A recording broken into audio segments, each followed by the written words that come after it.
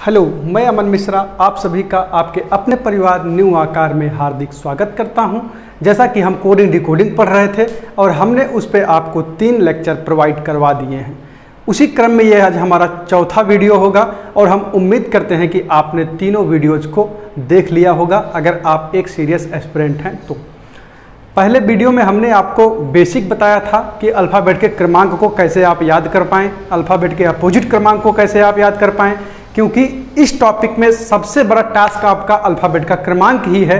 बाकी तो आप अगर इन सारे रूल्स को ना भी जानेंगे तो थोड़ा देर लगेगा, लेकिन अप्रोच आप लगा ही लेंगे अगर आपको इंग्लिश अल्फ़ाबेट का क्रमांक याद होगा तो कृपया करके आप इंग्लिश अल्फ़ाबेट का क्रमांक तो एकदम वर्बली रट लीजिएगा।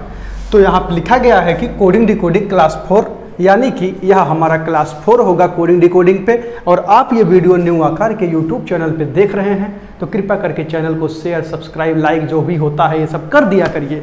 हम कहते नहीं हैं तो इसका ये मतलब नहीं है कि आप नहीं करेंगे। अगर आपको वीडियोज़ अच्छे लगते हैं और लगातार आपको content free of cost provide हो रहा है तो आपका भी दायित्व बनता है चैनल के प्रति कि आप इतना तो कर सकते हैं कि चैनल को कहीं पर एक जगह शेयर कर दीजिए। अगर थोड़ा व्यूज़ बढ़ते हैं तब आदमी का आत्मविश्वास बढ़ता है। कम लोग देखेंगे तो आदमी कम उत्साहित रहता है आपको बताने के लिए। तो इसी आशा और उम्मीद के साथ आगे से आप ये नेक काम करेंगे। हम सेशन की शुरुआत करते हैं। अगर हम देखें तो हमने अभी तक क्या क्या देख लिया है। हमने आपको पहला हेडिंग डलाया था letter based coding decoding.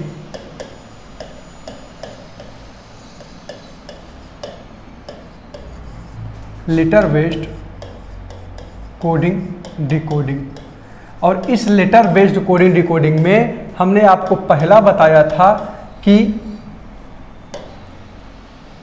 Forward क्या होता है, उसके बाद हमने आपको बताया कि रिवर्स क्या होता है, उसके बाद हमने आपको बताया कि क्रॉस क्या होता है, उसके बाद हमने आपको बताया कि पोजीशंस क्या होते हैं, इन पे कैसे प्रश्न बनते हैं। उसके बाद 5वें नंबर पे कल हमने आपको ये भी बता दिया था कि अपोजिट पे आधारित किस प्रकार के प्रश्न पूछे जाते हैं। अभी तक हम लेटर बेस्ड कोडिंग डिकोडिंग में इतने प्रश्नों को कर चुके हैं। कितने प्रश्नों को कर चुके हैं लेटर बेस्ड कोडिंग डिकोडिंग में? अभी तक हम नंबर 1 फॉरवर्ड टाइप का, नंबर 2 रिवर्स टाइप का, नंबर 3 क्रॉस टाइप का, नंबर 4 पोजीशन टाइप का, नंबर 5 अपोजिट टाइप के प्रश्न को कर चुके हैं। और आज जो छठा होगा हमारा वह होगा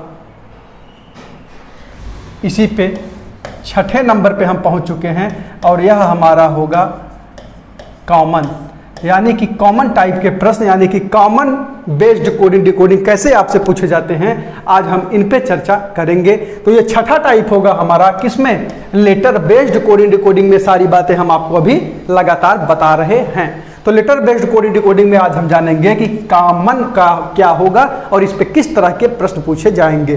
तो आइए देखते हैं कि प्रश्न किस तरह का कॉमन पे आधारित पूछा जाता है। और आप इसके लिए यहाँ पे लिख लीजिएगा कि ये किस टाइप का है। नंबर 6 कॉमन, यानी कि लेटर बेस्ड कोडिंग डिकोडिंग में नंबर 6 कॉमन पे आधारित किस प्रकार के प्रश्न पूछे जाते हैं यहाँ पे लिखा गया है। हम एक बार हटते हैं, आप इसको करने का प्रयास करिए और उत्तर को नीचे कमेंट करिए। फिर हम आपको बताते हैं कि इस प्रश्नों को कैसे आप हल करते हैं और देखते ही कैसे आप जान पाएंगे कि ये कॉमन बेस्ड क्वेश्चन होते हैं।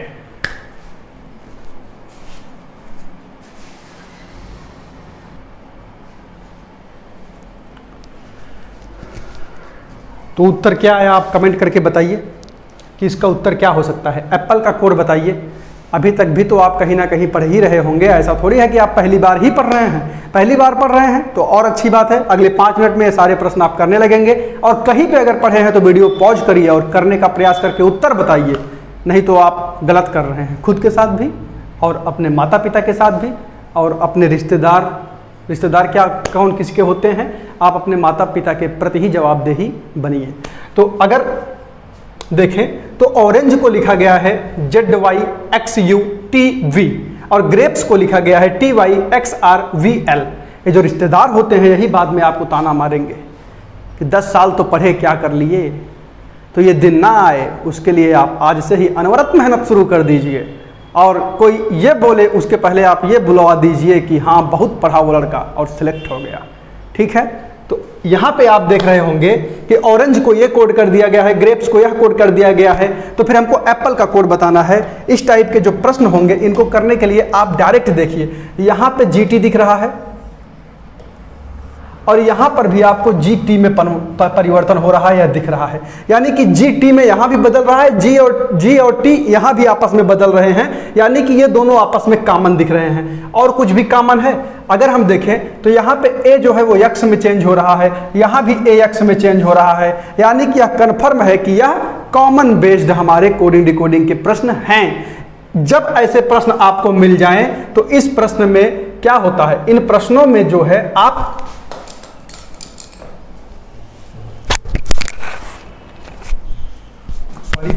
इन प्रश्नों में आप जो है जो जिसके लिए कोड किया गया है वही उसके लिए कोड कर देंगे। तो अगर यहाँ पे आप देखें तो हमको एप्पल का कोड बताना है। एप्पल को हम ऐसे लिख लेंगे APPLE। एप्पल की स्पेलिंग तो आप बचपन से याद करते हुए आए हैं और हम उम्मीद करते हैं कि आपको एप्पल की स्पेलिंग एकदम वर्बली रटा हुआ होगा। एप्पल माने आप कमेंट कीजिए। और एप्पल को अगर हम देखें तो यहाँ पे A की जगह पे क्या लिखा गया है, X, और वहाँ भी X, तो एप्पल में A की जगह पे तो X हो गया। P की जगह पे अगर हम देखें तो P की जगह पे क्या लिखा गया है, P इसमें है, इसमें नहीं है, P इसमें है। P की जगह पे लिखा गया है R, तो यहाँ पे हो गया डबल R। उसके बाद अगर हम L की जगह पे देखें तो L कहाँ दिख रहा है, यहाँ दिख रहा है, और L की जगह पे लिखा गया है यस। क्या L और कहीं भी दिख रहा है, और कहीं नहीं है, तो L की जगह पे यहाँ पे लिख देंगे यस। उसके बाद देखेंगे E, तो E कहाँ है, E यहाँ पे आपको दिख रहा है, E की जगह पे यहाँ भी V है, E की जगह पे यहाँ भी V है।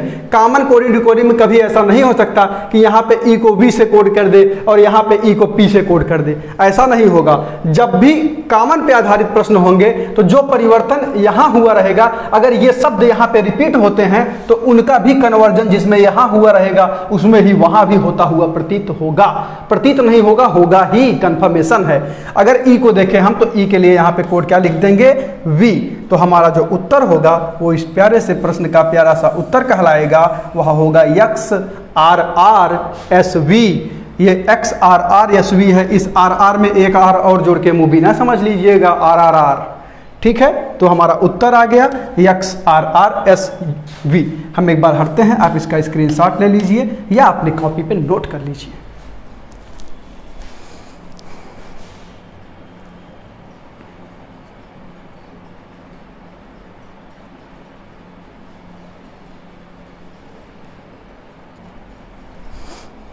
तो इसको आपने लिख लिया होगा और हम उम्मीद करते हैं कि ये सारी बातें आपको समझ में आ गई होंगी। अगर कोई सा भी पॉइंट आपको मिस कर रहा है तो वीडियो को थोड़ा पीछे करिए और फिर से एक बार देख लीजिए। अगर आज आप इस वे में आके कि हम इसको नहीं देखते हैं तो आप आगे काफ़ी समय के लिए अज्ञानता में जा सकते हैं।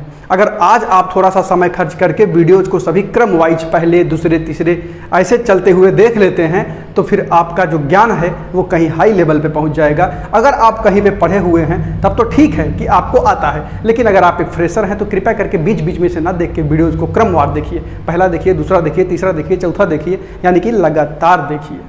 जो भी चैप्टर आपको पढ़ना हो, चैप्टर लगातार प्लेलिस्ट में पढ़ते हुए चल रहे हैं, प्लेलिस्ट में आप विजिट करिए और वहाँ से पहले वीडियो से शुरू करिए वो चैप्टर, और जब लास्ट वीडियो हो रहा होगा तो आप देखेंगे कि उस चैप्टर पे आपकी पकड़ कितनी मजबूत हो जाएगी। तो अगर अब हम देखें तो एक प्रश्न और देख लेते हैं इस पर, तब आपका जो डाउट होगा भी वो क्लियर हो जाएगा। अब यहाँ पर अगर हम देखें तो यहाँ पे K है, यहाँ पे I है, यहाँ पे T है, यहाँ पे E है। ठीक है, यहाँ पे देखें तो NEXT है। केवल एक वर्ड यानी कि एक अल्फ़ाबेट जो है वह कॉमन है, E इसमें भी है और E इसमें भी है। अगर हम देखें तो E के लिए हम कोड अगर देखें तो क्या वही हो रहा है दोनों तरफ, यहाँ पर भी E के लिए X है, यहाँ पर भी E के लिए X है। अब अगर ये दोनों कॉमन है E और X, अगर T भी देखें तो T यहाँ भी है, T यहाँ भी है, यानी कि T भी है और T को W में कन्वर्ट कर रहा है, यहाँ भी T को W में कन्वर्ट कर रहा है। तो अगर अब हम देखें तो उसको वहाँ पे हम जो शब्द दिया गया है, हमसे पूछा है कि टेंट का कोड क्या होगा, तो अगर अब हम टेंट का कोड देखें तो T को यहाँ पे बदला गया है W में और E को यहाँ पे बदला गया है X में। अगर उसके बाद N को देखें तो N को यहाँ पे बदला जा रहा है Z में, और T को फिर से हम देखें तो T को बदला गया है W में। तो इस प्रश्न का जो हमारा उत्तर होगा वह हो जाएगा WXZW। हम उम्मीद करते हैं कि यह बात भी आपको समझ में आ गई होगी। हमने कॉमन देखा तो टी भी कॉमन था, ई भी कॉमन था, और दोनों का अगर कन्वर्जन देखें तो टी डब्ल्यू यहाँ भी, टी डब्ल्यू वहाँ भी, ई एक्स में यहाँ भी, ई एक्स में वहाँ भी, यानी कि यह प्रश्न हमारा किस पर बेस्ड हो गया, यह प्रश्न हमारा कॉमन पर आधारित हो गया। और कॉमन पर आधारित प्रश्नों में जो अल्फ़ाबेट जिसके लिए चेंज होता है उसी को मानक मान के हम उत्तर बता देते हैं। तो हमने यहाँ पे टेंट के लिए भी वही किया। टेंट में यहाँ पे टी के लिए जो होता था, ई के लिए, एन के लिए, टी के लिए, उसी को लिख के हमने उत्तर को आपको बता दिया।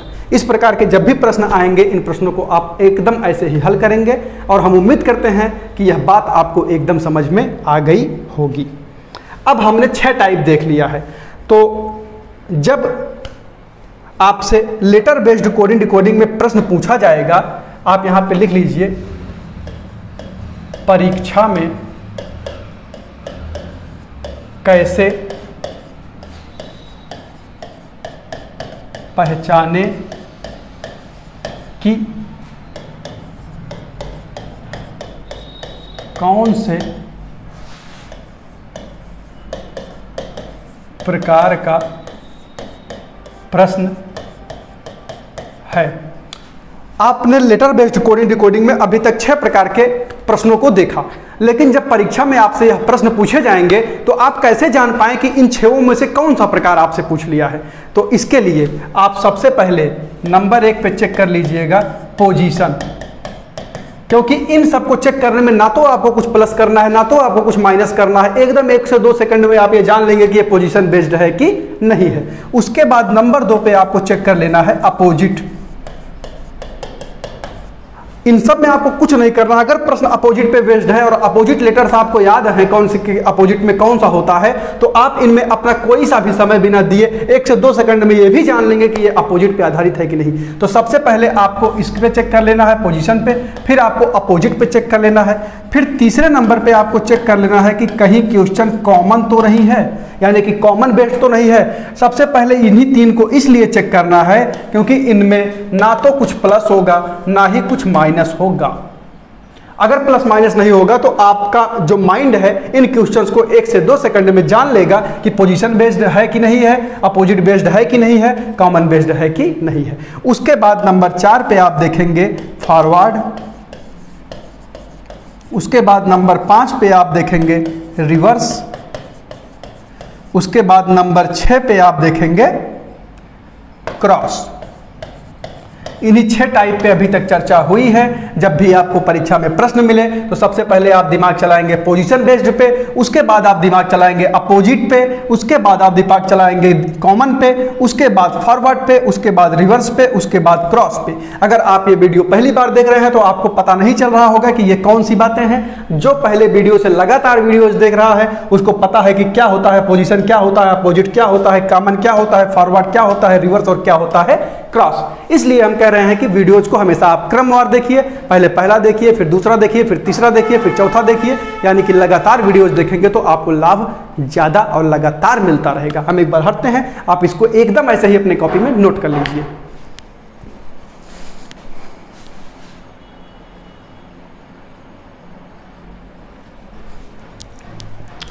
तो हम उम्मीद करते हैं कि ये बातें आप अपने दिल, दिमाग और कॉपी तीनों पर नोट कर लिए होंगे और लगातार आपको ये वीडियोज फ़ायदा पहुंचा रही होंगी। अगर ये सारे वीडियोज आपके लिए उपयोगी हैं तो कृपया करके कमेंट में बोला करिए, हमको पता चलता है कि आपको अच्छा लग रहा है कि नहीं लग रहा है। तो हमने देख लिया कि जब परीक्षा में हमसे प्रश्न पूछेगा, अगर प्रश्न लेटर बेस्ड कोडिंग डिकोडिंग पे होगा तो सबसे पहले हम पोजीशन चेक कर लेंगे, उसके बाद ये सब जैसा कि यहाँ पे क्रम और लिखा गया है ऐसे ही चेक कर लेंगे। लेकिन कभी कभी रेयर में 1-2% चांस ऐसा होता है कि जहाँ पर ये 6 जो पोजीशंस हैं हमारी, जो 6 टाइप जो है हमारा वो नहीं काम करता है।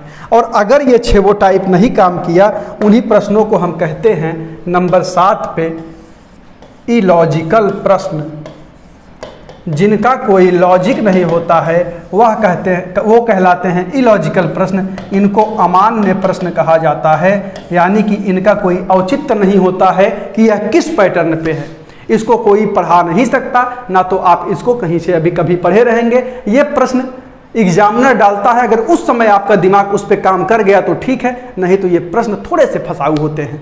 अगर तुरंत स्ट्राइक किया दिमाग में तो ठीक है, इसीलिए इसका नाम इलॉजिकल रखा गया है। इलॉजिकल मतलब जहाँ पे कोई सा भी लॉजिक ना काम करे वह होता है इलॉजिकल। और हमारे लॉजिक कितने थे? 6 थे। 6 वो जहाँ पे ना काम करेंगे वो होगा इलॉजिकल। ये प्रश्न कैसे होते हैं आइए हम देखते हैं। यहाँ पे लिखा गया है इलॉजिकल नंबर 7। ये सब बातें हम किस में कर रहे हैं? लेटर बेस्ड कोडिंग डिकोडिंग पे कर रहे हैं, यानी कि लेटर पर आधारित कोडिंग डिकोडिंग पे ये सारी बातें चल रही हैं। अगर अब हम देखें कि यहाँ पे लिखा गया है, इस प्रश्न को अगर एक बार आप करके देखिएगा कि क्या आपसे हो पा रहा है। यहाँ पे इसकी जगह पे ये लिख दिया जाता है तो इसके जगह पे क्या लिखा जाएगा, ये प्रश्न हमसे पूछा गया है।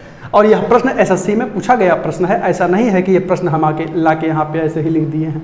एसएससी ने इस प्रश्न को पूछा हुआ है। अगर इस प्रश्न में हम देखें तो क्या किया हुआ है, इसलिए इसको इलॉजिकल कहते हैं। इसको अगर हम इस तरफ से पढ़ें तो ये ईस्ट है, इसको इस तरफ से पढ़ें तो ये वेस्ट है। ईस्ट बदल रहा है वेस्ट में, और इसको इस तरफ से पढ़ें तो ये है नॉर्थ। तो ये बदल जाएगा किस में?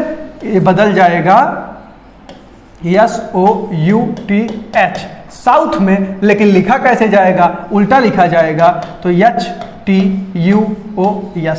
इस प्रश्न का जो हमारा उत्तर हो जाएगा वह हो जाएगा HTUOS, यानी कि ईस्ट चेंज हो रहा था। अगर हम इसको देखें तो EAST ईस्ट है, अगर इसको देखें तो WEST वेस्ट है। ईस्ट बदल गया है वेस्ट में। अगर इसको देखें तो ये NORTH नॉर्थ है, तो नॉर्थ बदल गया किस में? साउथ में। और साउथ को जब हम उल्टा कर दिए तो वह हो गया HTUOS।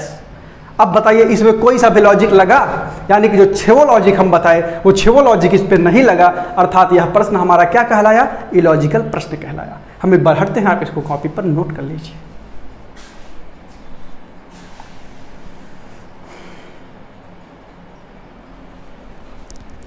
तो आपने इसको नोट कर लिया होगा और यह था हमारा इलॉजिकल प्रश्न। आइए एक प्रश्न और देख लेते हैं इस पे। यहाँ पे आपको दिख रहा है SMTWTFS।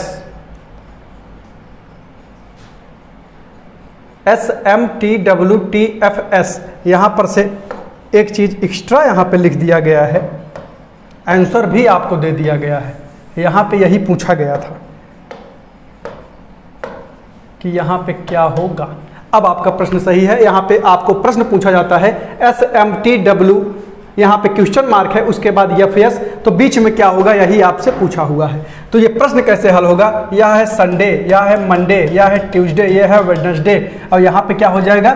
थर्सडे। इसलिए टी पहले से ही लिखा हुआ था क्योंकि डायरेक्ट प्रश्न को ही यहाँ पे उतार दिया गया था। तो यहाँ पे अगर हम देखें तो टी रखा जाएगा क्योंकि ये सारे क्या हैं? ये डेज हैं, डेज पे आधारित प्रश्न है। और डेज में पहले संडे, फिर Monday, Tuesday, Wednesday, Thursday, Friday, फिर सैटरडे। अगर आप देखें तो ये किसी से भी लॉजिक पे सेट नहीं हो रहा है, इसलिए इन प्रश्न को किस में डाला गया? इलॉजिकल प्रश्न में डाला गया। बहुत ही कम जगहों पर ऐसे प्रश्न पूछे जाते हैं। आपकी परीक्षा में जो प्रश्न पूछे जाते हैं 99.99% वही पूछे जाते हैं जो लॉजिक पे आधारित होते हैं। इलॉजिकल प्रश्न बहुत कम पूछे जाते हैं। इसलिए हमने आपको जो लॉजिक बताया है आप उस पर फोकस करिएगा। ये सब प्रश्न बहुत रेयरली ही पूछे जाएंगे। अगर पूछे जाएंगे तो हो सकता है कि आपका दिमाग स्ट्राइक कर ही जाए, ना भी करेगा तो कभी कभार रेयर एक आध क्वेश्चन छूट भी जाएगा, तो कोई बड़ी बात नहीं है। सिलेक्शन के लिए आपको सिर्फ 85% अगर आप हल कर ले जाएँ तो आप अच्छा खासा रैंक स्थापित कर सकते हैं। आप कहाँ 100 के बारे में फिर सोच रहे हैं? 100 के बारे में बिना सोचे 100 मिल जाए तो अच्छा है, लेकिन 100 के बारे में बहुत सोचना नहीं है।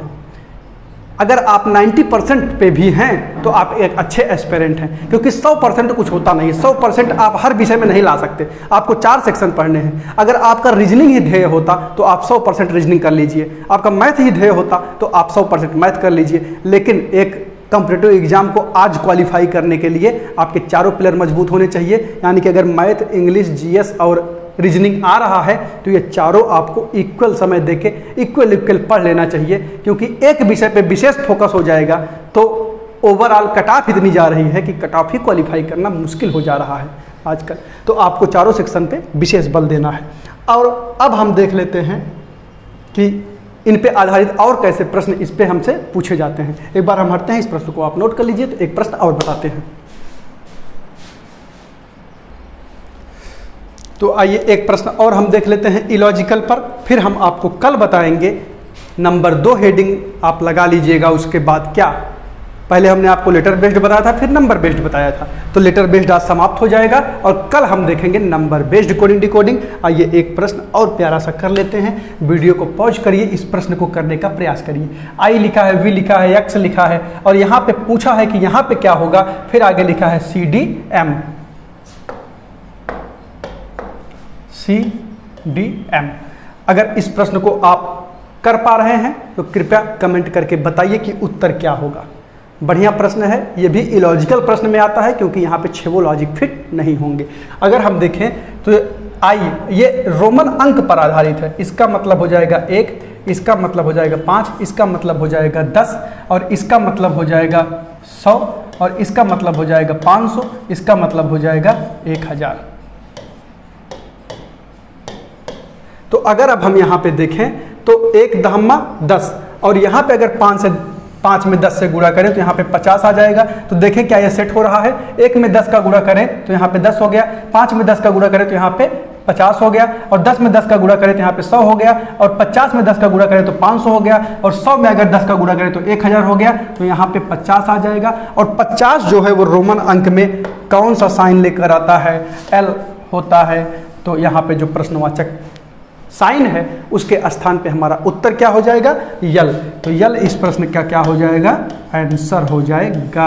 और यह प्रश्न किस पर था, यह प्रश्न था रोमन गिनती पर आधारित। रोमन गिनती पर आधारित यह प्रश्न हमारा रोमन गिनती पर आधारित प्रश्न था। रोमन गिनती आपको नहीं पता हो तो आप एक बार रोमन गिनती, हम आपको जब कभी गणित बताएंगे तो हम आपको उसमें बताएंगे नंबर सिस्टम में कि रोमन गिनती कहाँ से कैसे शुरू होता है। ये जब आप इसको 1 से लेकर लास्ट तक लिखते हुए चले जाएंगे तो ये एक XXT बनाता है। हम आपको कभी नंबर सिस्टम में बताएंगे, बहुत इंटरेस्टिंग चैप्टर है नंबर सिस्टम मैथमेटिक्स का। अगर अब देखें हम तो यहाँ पे 1, 5, 10, 50, 100, 500, 1000 हो गया और इस पे देखें तो हमको यहाँ पे 50 मिला और 50 रोमन अंक में यल को कहते हैं। तो इस प्रश्न का हमारा उत्तर हो गया यल। आज हमारा लेटर बेस्ड कोडिंग डिकोडिंग समाप्त हो गया और हमने आपको बताया था कि कोडिंग डिकोडिंग में हम क्या क्या पढ़ेंगे, letter based coding decoding. Letter के बाद हमने बताया था आपको number based coding decoding. Number based coding decoding.